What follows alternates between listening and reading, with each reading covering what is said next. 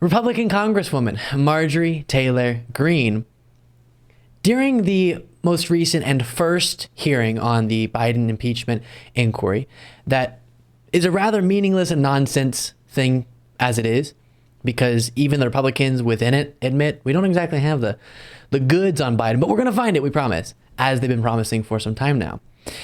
But to highlight the ridiculousness, I have here for you a clip of Jamie Raskin, the Democratic congressman, having to make a request of Marjorie Taylor Greene, Josiah, based on her past behavior. Before going any further, Marjorie, can I ask you not to show nude photos of anyone? While allowing Hunter Biden to exploit women. This is a shame. But let's talk about... Chairman, there's a parliamentary challenge before us. The point of order. Chairman, point of order. Who's the point? And we'll stop the clock for you, Ms. Greene. Mr. Chairman, our colleague from Georgia has introduced before pornographic exhibits and displayed things that are really not suitable for children who might be watching. And bathing suit's not suitable, Mr. Raskin? Well, I'm saying I would like the member to be instructed to not introduce any pornography today, at least without running it through the chair bathing suit is not pornography, Well, Mr. we can't Raskin. see it from down there, so you didn't make it available to the minority before you started. I've seen it before. It's on the internet. It's everywhere. You are submitting a naked woman's body. This is a bathing suit. This is a bathing suit. And it has not been clear before this committee. Glasses on. Do you wear them or not? It's a I have bathing contacts in. Thank you. Oh, congratulations. All right. Chair, ask Ms. Greene to proceed. The most powerful country on the planet. In a past segment, I said the most powerful planet in the world. The United States of America. The House of Representatives within that. And this is what's going on. What are your thoughts, Josiah? I see now why you started with this. I was tempted to just get up and leave, but no, listen, I think this is so for context, what I find interesting about this is, and I did a video about this on my own channel, is Marjorie Taylor Greene had quite a bit to say with respect to decorum and etiquette when it came to Democratic Senator of Pennsylvania, John Fetterman's his drip, as the kids say, his fashion sense, his sartorial decisions. She didn't like the fact that he was wearing basketball shorts and hoodies and things like that.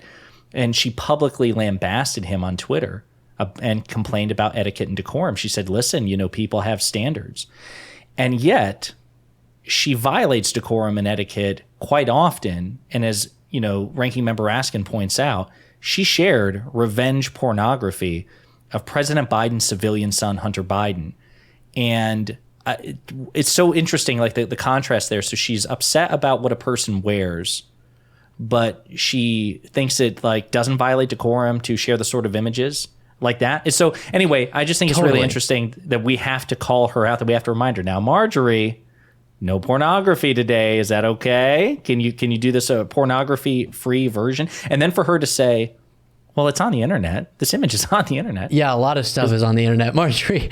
Yeah, no, exactly. It's a really unfortunate, embarrassing representation of just how far the Republican Party has fallen. Marjorie Greene is incredibly influential within the party. But because of that, all of us have to be embarrassed as a country time and time again when the world watches. This is what one of two major parties in your country is up to. And that is really unfortunate. It's a waste of time. And right now, this, as she's being requested, don't show revenge porn again, Marjorie.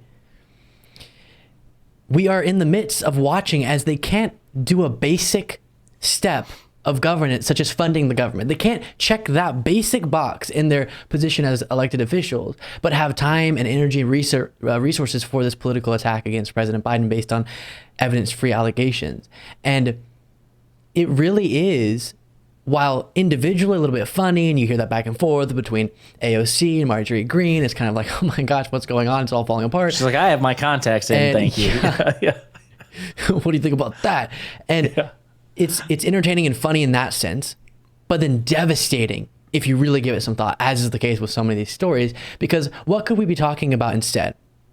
What could be our focus instead of things like this and charades like this.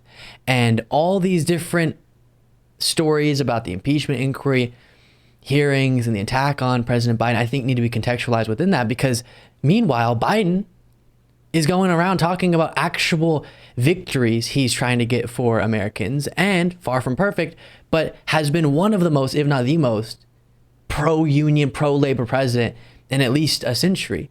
And that gets such little discussion because we're busy talking about revenge porn.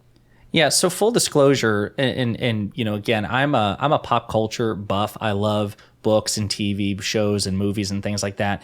And I'm not going to disdain a person's particular choice, but I've never had much of an appetite for what they call trash reality TV. That's what you hear all the time. I've never been a fan of reality TV. And so to see that sort of aesthetic make its way into the halls of Congress, like whatever you want to say, going back to Fetterman, for example, whatever someone might say about, you know, Fetterman's sense of professionalism, at least he shows up, he talks the issues, he casts his votes, he has his eyes on the prize. Whereas these breaches of decorum and etiquette really are substantive, and it diminishes the reputation of what was once called the world's most deliberative body, which was the U.S. Congress. And as you said, it's also made worse in the fact that she's effectively given a blank check by Kevin McCarthy and even James Comer, the chairman, the very ineffective chairman of the House Oversight Committee, which is spearheading this investigation into President Biden, because she's an attention getter. She commands attention. She commands so much loyalty from the Republican base. She has Donald Trump's patronage, right? And so we don't see much of an incentive, I guess is what I'm saying. I don't think the Republicans see much of an incentive to restrain her, to like check her worst impulses.